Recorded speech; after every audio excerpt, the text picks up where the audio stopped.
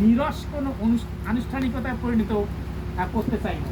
আল্লাহ নবী বলছেন যে বিয়ে যখন পড়াবে ওয়াজা আলুহা ফিল মাসাজিদ ওয়াদিরবু বিদ্দুফু, ছেলেমেয়েরা ডব বাজিয়ে গান গাবে, বিয়ের গান, সুন্দর সুন্দর চমৎকার গান গাবে, আর বিয়েটা মসজিদে পড়ানোই ভালো। আমার বাড়ির পাশে মসজিদ না থাকে, কারণ মসজিদে হলো না বাড়িতে, তার মানে নাজায়েজ নয়, বাড়িতেও পড়ানো যাবে, তো মসজিদে পড়ানো উত্তম। আর বিয়ের জন্য ছোট ছোট ছেলেমেয়েরা চমৎকার গান গাবে, প্রয়োজনে দব বাজাবে।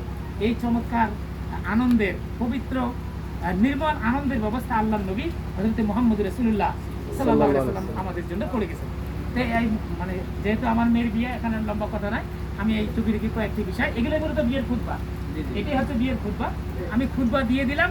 এখন আমার সম্মানিত বড় ভাই মাওলানা অলি রহমান বুলবুল উনি বিয়ে পড়াবেন। তবে সবচেয়ে আমার খুশি লাগছে যে আজকের আমার এই বিয়ের অনুষ্ঠানে ইতিপূর্বে দুপুরবেলায় পাটগ্রামের সর্বস্তরের সর্বোচ্চ পর্যায়ের ব্যক্তিবৃন্দ সকলে এসেছেন।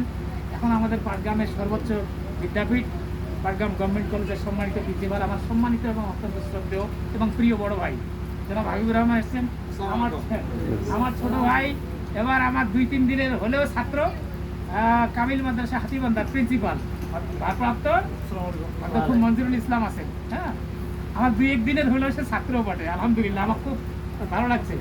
আমার ছোট ভাই এমরান আহমেদ সরকারি কলেজের সমস্ত অ্যাসোসিয়েট অ্যাসিস্ট্যান্ট প্রফেসর আছেন, আমার সম্মানিত বড় ভাই কাজী কারামুল ভাই আছেন, আমার সম্মানিত শিক্ষক মাসুদুজ্জামান সহ হাতিবান্ধা থেকে যে সকল আলেম, উচ্চশিক্ষিত মানে প্রভাষক, লেকচারার, সহযোগী অধ্যাপক, সহকারী অধ্যাপক যারা এসেছেন, সর্বোপরি যারা আজকের এই বিবাহ অনুষ্ঠানে এসে আমাদেরকে ধন্য করেছেন, আপনাদের সকলকে আন্তরিক মোবারকবাদ, ধন্যবাদ এবং কৃতজ্ঞতা জানিয়ে আমি আমার বিবাহের খুতবা শেষ করছি। আসসালামু আলাইকুম ওয়া রাহমাতুল্লাহ।